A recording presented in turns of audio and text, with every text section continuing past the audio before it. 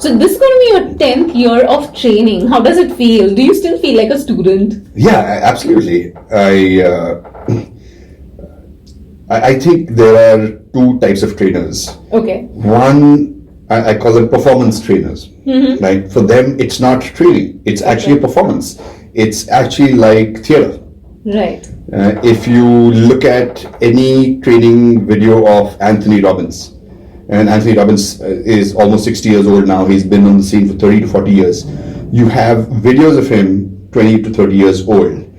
Look at the content there, look at his body movement there, and look at the content and body movement in his recent trainings. And a huge amount of that is exactly the same. Right.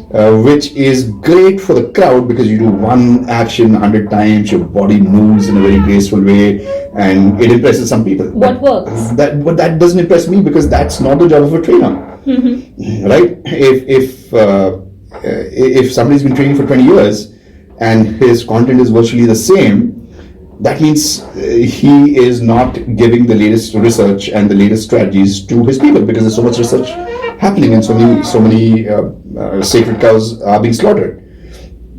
Probably the wrong expression to use, but yeah, wow, where did this come from?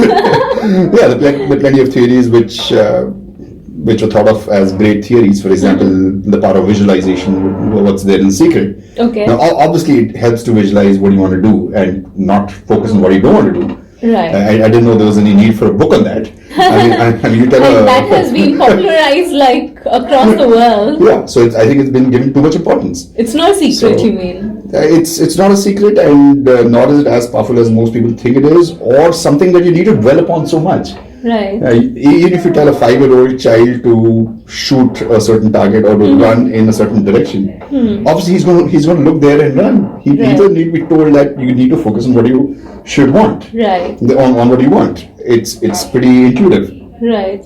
So there's plenty of other stuff which is much more important, which has come out.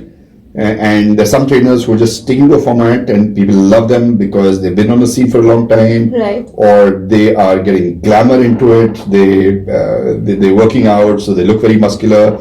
All that is not a part of training. I mean, yeah, it's obviously nice to see a muscular guy rather than a non-muscular guy, but then the first job of training is he's got to tell you the latest research-backed strategies on how to work better. So I'm not a performance trainer, and I don't want to be a performance-based trainer.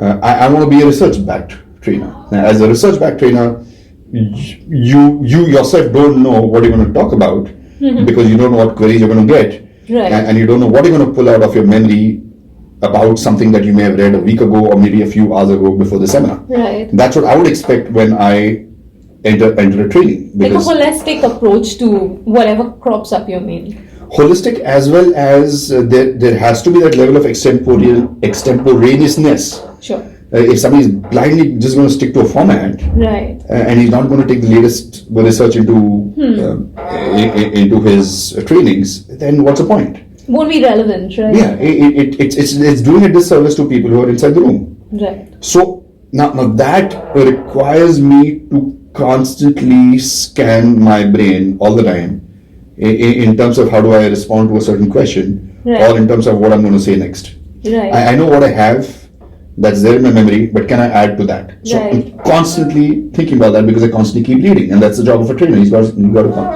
constantly keep reading. Right. So that is very taxing because you're using your brain a lot more, and it's also unnerving because you're trying to handle a crowd as well as you're trying to draw up some knowledge from your brain at the same time. Whereas when you're doing a performance, you're not trying to do anything extempore. You're just relying on your rehearsed. Yeah, rehearsed. Absolutely. Right.